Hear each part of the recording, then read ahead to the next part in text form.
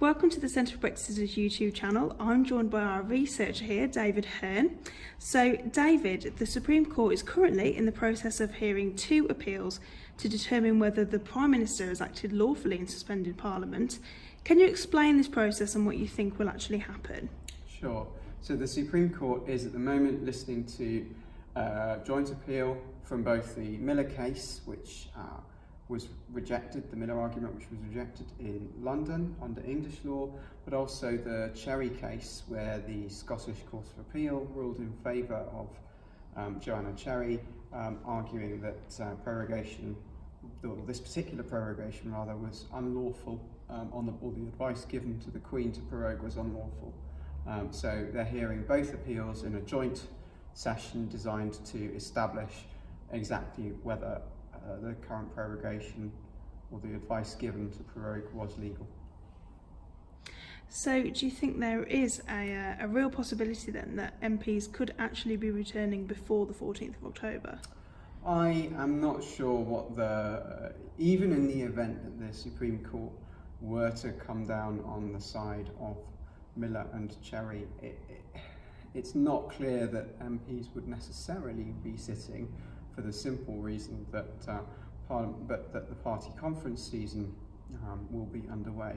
Now, had Parliament been sitting, there's quite a lot of evidence to suggest that MPs would have voted to sit through the conference season and either to not bother holding their conferences this year in light of the situation that many of them view as an emergency, or to hold the conferences but also for MPs to sit in Parliament at the same time debating emergency legislation. So there's some evidence to suggest they would have voted to sit through the conference season, but they've chosen, or rather it's been taken out of their hands because the prorogation has meant that even in the event that it's now judged unlawful, it's far from clear that Parliament would necessarily get the opportunity to sit much. We'll be interested to see what happens. So on the subject of the party conference season, which is obviously now underway, all eyes are on the Lib Dems at the moment. Joe Swinson has said that Brexit will stop on day one if Lib Dems were to win an election. How realistic is that? Look, from where I sit, I don't think that's a particularly realistic policy to adopt. I think it's one that the Liberal Democrats have adopted knowing full well that they are highly unlikely to win a majority in Parliament. I don't think that's particularly likely to happen. All of the indications from current polling suggest that they won't. I understand why they've done so. I think it's been done on a sort of in an effort to gain political advantage. There are deep concerns if ever they came to try and implement that in practice. I think it's very difficult just to try and go back to how things were on the 22nd of June 2016, to pretend the referendum never happened almost. I think, there's an awful lot of people in the country, including a lot of people who voted Remain, who would say actually that's not a particularly democratic way of doing things, and if you do want to remain part of the European Union, the only way in which that can reasonably be done in a legitimate democratic way is for the UK to vote to do so in another referendum. So Luxembourg's Prime Minister has attacked Bojo this week, calling the Brexit situation a nightmare. Is this showing a bit of a shift from other EU countries now? And do you think they just want us out? I think there has been a kind of steady shift over time across the EU towards what you might call the Macron approach, that sees the UK almost as a gangrenous limb. And sometimes, however much it might sadden you to lose an arm, you need to amputate in order to save the rest of the body.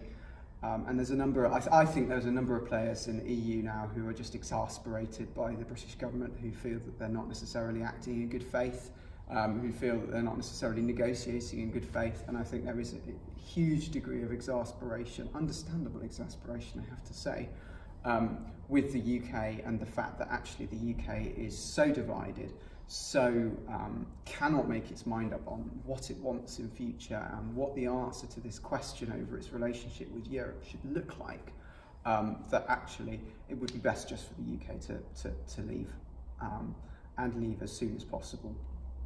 That being said, the EU of course don't want to be seen to be pushing the UK out, and the EU don't want to be seen to be acting in a manner that's anything other than democratic.